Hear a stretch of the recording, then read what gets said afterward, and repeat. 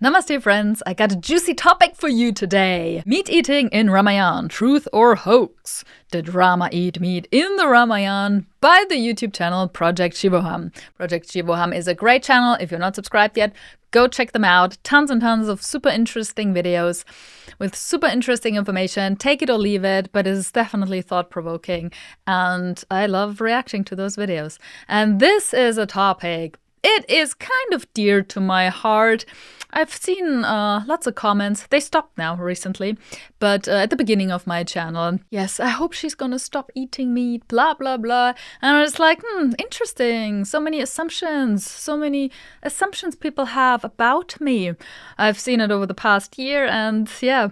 But anyways, if I eat meat or not, I'm gonna let you know at the very end of this video. I'm not gonna spoil it just now. I'm gonna let you know what I think about the whole meat eating topic. I'm gonna make lots of friends here, but lots of enemies too, and that is fine. Sometimes we have to ruffle some feathers. It is not virtuous to just conform and be a good girl or a nice guy all the time and try to be not offensive. And we see it nowadays. It's not doing this world any good. We can agree to disagree on things, but we still have to recognize that we're fighting belief systems, not the actual human being. So that is important when we comment about things and debate things, that it's not getting personal. Because in the end, everything is a belief system unless we have actually the direct experience about it. But everything, just check.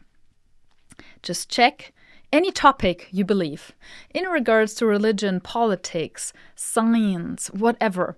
It's all based on belief. And it's nothing wrong, but that's just how it is. So we have certain belief systems that we can for ourselves verify or not. And once we verify it for us and we know it's true, then it comes with a certain kind of peace because we know it's true, right? Like we know. So we don't have to be angry about it. We can only be angry about something if our belief is not rooted in something very, very deep. Anyways, I shall stop my rant here, my introduction. Let's find out what Project Shivoham has to say about meat eating. This is the episode from where Maricha narrates the valor of Bhagwan Sri Ram to Ravana. Aranyakanda 38th Sarga. Valmiki Ramayana. Balo dvadasa varsho yamakrutaschastra raghavaha yekavastra dharo danvi sikhi kanakamalaya. The first line is said by Dasharatha Maharaja and it translates to Rama is just a 12-year-old boy at the time when Vishwamitra Maharshi takes him to protect the Yajnam. And that's the point when Sri Rama encounters and attacks Maricha and he gets badly hit by Bhagwan Sri Ram. Maricha goes on saying to Ravana about Bhagwan Sri Ram that Ramo vigrahavan dharmaha sadhu satya parakramaha, which means Rama is the embodiment of dharma. His resolve for truth and his valor both are unimaginably strong. These are the words of an enemy of Bhagwan Sri Ram. Beautiful. Maricha.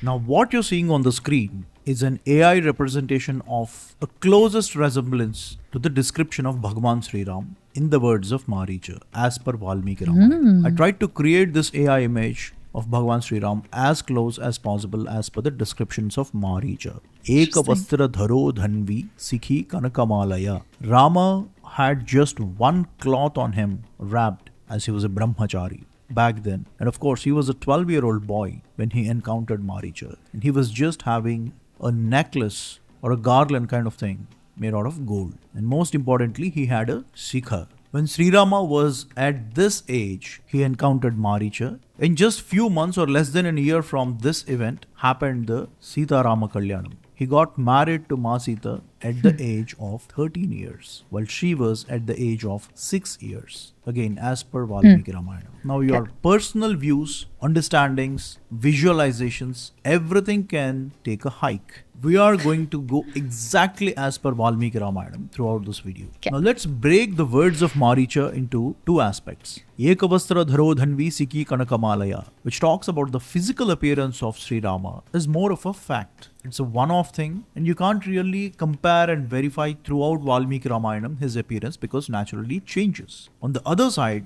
Ramo Vigrahavam Dharmaha Sadhu Satya Parakramaha. Rama is an embodiment of Dharma. This is the truth of Ramayana. You can verify it throughout Ramayana in multiple instances, especially in very tough times, how Rama stood for Dharma and truth. Now, Sri Ramayana is meant for its truth more than for its facts. Let's keep that in our mind and let's move forward.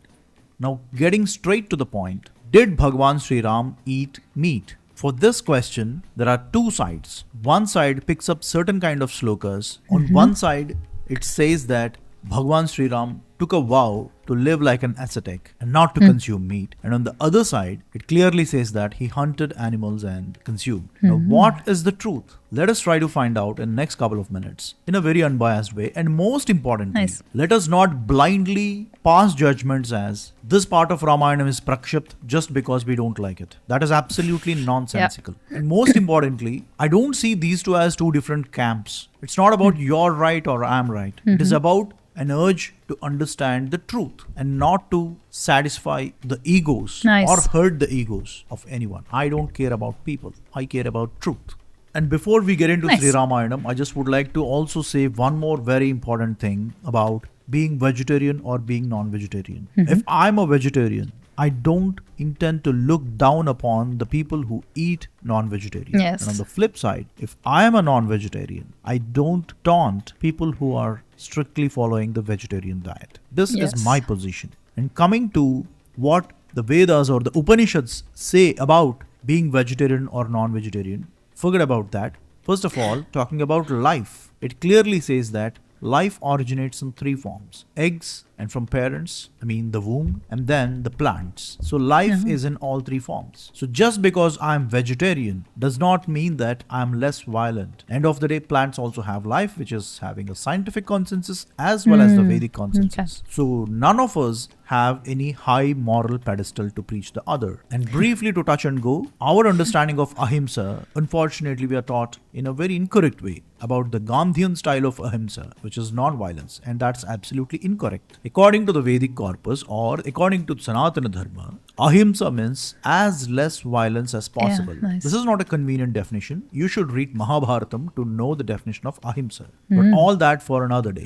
For the moment, whether you are a vegetarian or a non-vegetarian, end of the day, there is a life that's being ended to bring food to your table. Just keep that in mind and let's start understanding Sri Ramayana. Let us understand what are the eating habits and the culture in Sri Ramayana when it comes to meat consumption. This is the episode when Bharata learns the fact that Bhagwan Sri Ram is sent to exile. Then immediately Bharata tries to find him and bring back to Ayodhya. In that process, he goes on the way that Sri Rama, Sita and Lakshmana went. And on the way, when he reaches the ashrama, Bharata reaches the ashrama of Bharadwaja Maharshi hosts Bharata and his army with a royal feast. Sura adi nicha peyani mamsani vividhani cha. Bharadwaja Maharshi's hospitality towards Bharata includes garlands, fresh flowers from trees, wines and other drinks, and meats of different kinds. And the meats mentioned in this royal feast are the meat of peacock,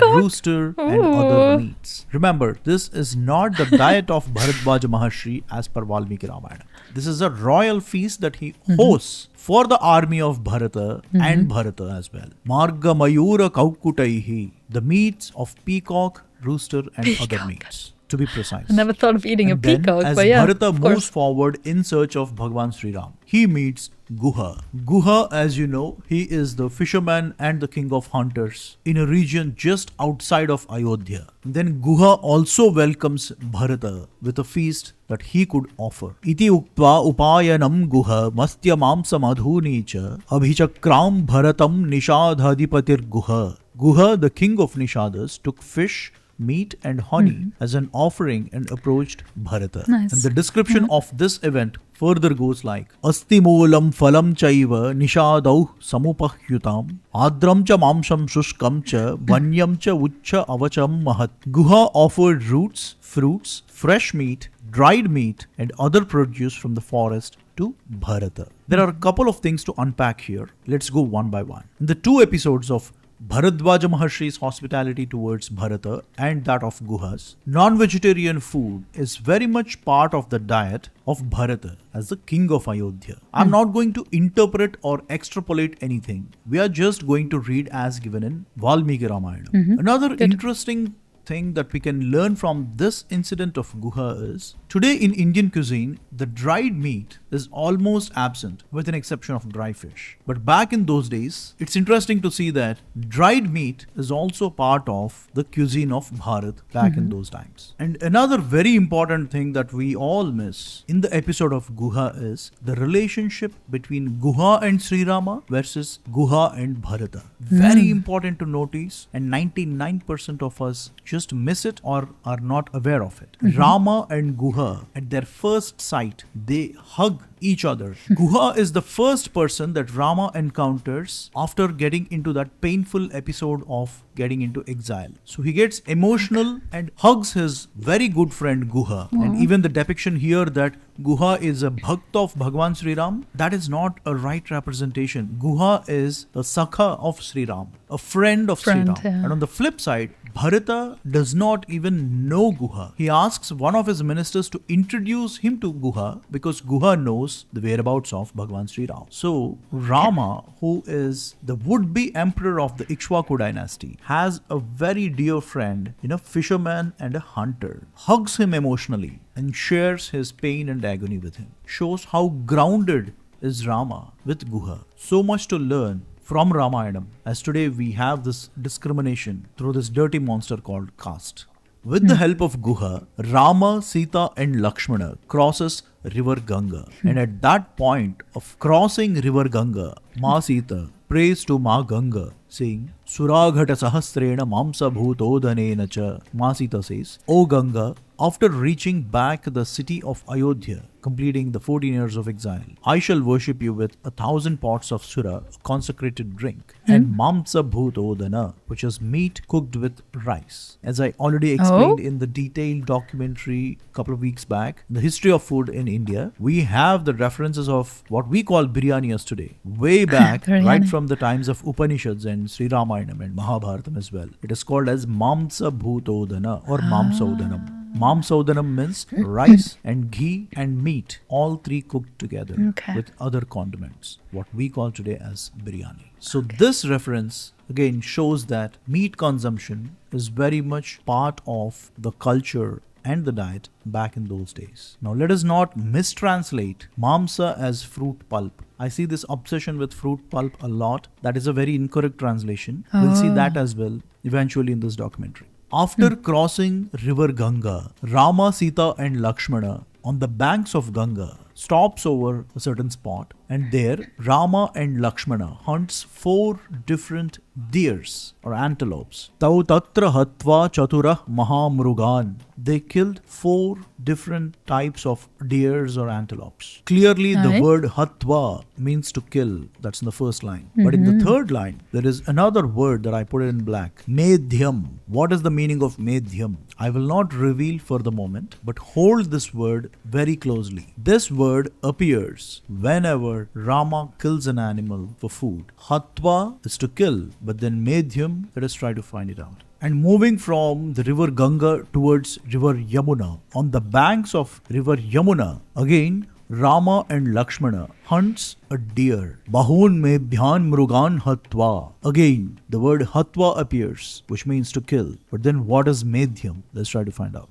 And then further down, when Rama, Sita and Lakshmana reaches the Chitrakuta Parvatam, here is another episode. Rama gives a piece of meat which is well roasted on fire, and these are the words uttered by Bhagwan Sri Ram. Idam medyam idam swadu. The first lines of the slokam. It says that Rama giving a piece of roasted meat of a deer, and he says that this piece of meat is medhyam. I will not reveal the word medhyam, what's the meaning of the word yet, but he says that idam medyam, idam swadu. Swadu means, or swad as we call in Hindi, means taste. But then what is the meaning of medhyam? Up next is the episode when Bhagwan Sri Ram, Ma Sita and Lakshmana constructs their ashrama in the forest, and to perform the Griha Pravesa, for that ritual, Bhagwan Sri Ram asks Lakshmana to prepare all the necessary things. of that, Lakshmana hunts a black antelope and roasts it on fire. In that episode, Sa Lakshmanah Krishna Mrugam Hatva Medhyam Patapavan. Medhyam means a sacred offering into the fire during a Vedic ritual. If you open Sanskritam dictionary, you will find the meaning of this word Medhyam. So whenever Bhagwan Sri Ram consuming meat, such kind of slokas appear in Sri Ramayana. It is always accompanied with this word Medhyam, because he is not consuming meat as a pleasurable activity, but it is part of the rituals back then, where meat is very much part of the Vedic rituals. Now, that culture is completely extinct in today's Vedic practices. But in Sri Ramayanam, if you open it, the Vedic rituals have very much meat as part of the ritual. Krishna Mrugam means the black deer or black antelope. Hatva means to kill. Medhyam means something that is fit for offering in the Vedic ritual. Now, if for comparison, if you go back and see the slokas where Bharata is offered meat by Guha or Bharadwaja Maharshi, the word Medhyam does not appear, because there it is a royal feast, a pleasurable comfort food, so to speak. But here, in every slokam where Bhagwan Sri Ram consumes meat, it is not a pleasurable activity. It is not described for its taste, or it's not described for any of the accompaniments and all that stuff. It is purely a ritualistic process. And the word Medhyam always appears throughout wherever in Valmiki Ramayana, the slokas that say Bhagwan Sri Ram consumed meat, because those rituals were part of his dharma. Do not compare or try to retrofit the current day customs or the current day Vedic practices back in those days. And most importantly, I'm not interpreting or extrapolating. I'm just reading word by word and questioning each and every word where it mentions about Bhagwan Sri Ram consuming meat. I'm going to pause here for part 1. I just decided to make 2 parts out of this video because it is a 30-minute video. And there's a lot to talk about, and I don't want to cut it up because it is fantastic. So Project Shivoham, thank you so much for this amazing work. Ahimsa was mentioned, and I totally agree. In the end, there is no non-violence. And what I think ahimsa means, it is intentional violence. Refrain from intentionally harming others. But it is impossible. We are in samsara. It is impossible to not hurt other beings, even physically. And what I mean is animals. And some people also include plants, right? But let's just stick to animals for a second, because I remember a Buddhist nun talking about it. I love her very much. I don't think she is a saint, but I learned a lot from her. And she was like, all these vegetarians and vegans out there, they feel so holy. However, when you walk, you kill beings. When you drive in a car, you kill beings. When you, take an airplane, when you, the food you eat, the pesticides, they kill sentient beings. They do. Millions of them on the fields and wherever. And the harvest is like there's always killing involved. It's samsara. It's suffering everywhere. We cannot escape it. We can reduce it. And then she said, and that was rough, when you eat meat, you kill one cow. When you eat letters, you kill millions of beings because of pesticides. I was like, okay, interesting. Now you can agree or disagree, you can argue with that. I am sure I can argue that too. But just think about it a little. Let it sink in a little bit. We cannot escape suffering here. We cannot escape harming other beings. Everything is connected. And the Buddha ate meat too. He just didn't want animals to be killed for him. That is the rule, if I'm not completely mistaken. And lots of Thai monks, also Tibetan monks, eat meat. And meat is also still part of rituals in Tibetan Buddhism. Yeah. Which I was always like, huh? That's strange. But yeah. And then the Dalai Lama said, yeah, he eats a little meat here and there for his health. Bharat. I remember I watched Ramayana Saga's Ramayan, and Bharat stood out. To me, he was one of my favorite characters. So Very well played. And yeah, I really enjoyed the character. I really do. Okay, so I'm glad he reminded me of Bharat and introduced him here. Meat was part of offerings to the king, but also part of ritual offerings. Fresh meat as well as dried meat. Dried meat, they said, not so much nowadays, but in the past, I guess because nowadays, I don't know, we have lots of fridges and fresh meat is easier to keep, whereas dried meat, yeah. Not sure if I ever had dried meat. I don't know. What we saw here is meat eating was part of offerings to the king. It was part of offerings in rituals. Hunting was a thing.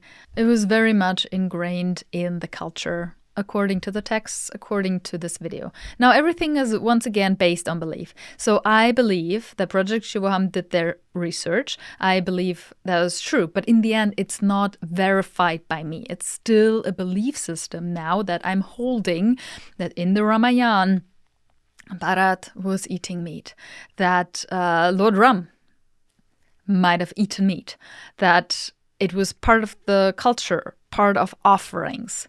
But it's still a belief system because I was not there personally. So people wrote down the text. Yes, we trust them, but still wrote down the text. Then it went through translation, etc., etc. It's all based on a belief system. And we got to be careful with what we believe. Does it serve us or not? Does it make our minds uptight and separate us from others or not? So, looking down on people who eat meat, if you're vegetarian, how is that kind? How is that loving? How is that devoted to the Lord? Would the Lord look down? Like, yes, there is right and wrong, but there's a slight difference. There's a subtle difference in energy. Because Krishna also, hey, this is Dharma, this is Adharma. But he never looked down on anybody. He loved them equally. He saw that what they believe is wrong, but they still love the human being. Now, nowadays, it's a big issue. I dived lately more into, what's going on in the world, and it's very interesting how people judge each other. And I got tons of comments too. In regards to people eating meat, cancel this person, this actor. He says he enjoys beef or whatever. Then people go out and not just cancel themselves, but go out of their way and write into comment sections that other people should see him a certain way because he eats meat. Yeah, and things like that. And then people praying for me to stop eating meat. And I was like, this is interesting. And just people have so many assumptions. I'm going to tell you guys in the second video if I eat meat or not and what's happening here in my household. But do you think any of the sages would look down on people eating meat? Would be like harsh and complaining and canceling people who eat meat? It's absolutely silly. Aren't there like more meat eaters in the world than vegetarians? Maybe. I don't know. Don't quote me. I don't know, but I would assume so. And also, being vegetarian doesn't make you holy. I said it once more somewhere, and people got so upset with this statement. Being a vegetarian does not equal holiness. Look at the vegetarians out there nowadays. I know lots of vegetarians, they're not inspiring, sorry. But they're very firm and rough and just so strong with their opinion, and the presence is just not vast and beautiful and strong. It's very set in their ways. It's very uptight. Spiritual seekers, In some traditions, it's like said, no meat at all. No onions, no garlic, whatever. You look at the people, lots of them, beautiful beings. But lots also just really uptight and not inspiring. And then it's like, okay, meat eaters that are very loving, very sweet, very spiritual, very on the side of virtue. Now, can it help your spiritual development? Of course, but it doesn't have to. Yeah. Anyways, that's my stand on it. I know it's a sensitive topic for lots of you, but only because you're offended doesn't make you right. Only because you're triggered doesn't make you right. And I've been a people pleaser for way too long. And when I see something, when I feel pulled to say something, I'm not going to shy away, because people pleasing is not getting us anywheres. It just doesn't. Yeah, you can still be kind, but yes, we got to make sure people understand what they believe. It's like, why do you believe what you believe? Do you understand what you believe? Yeah. So yeah, don't be shy to debate. Kindly, of course, you can be firm, but always challenge the idea, not the human being. We all believe whatever we believe according to karma, according to causes and conditions, according to our childhood, according to traumas, according to so many things. And only because we believe one thing one day doesn't mean we believe it the next day. I've went through so many phases in regards to eating meat. It is incredible. I've been challenged so much too in my life in regards to that. And my view on it developed and changed again over time. So we got to be careful with our thoughts, with what we believe and how we stand up for it and how we justify it. And yes, it's like we got to see it. It's just a belief. It's just a thought. Yeah.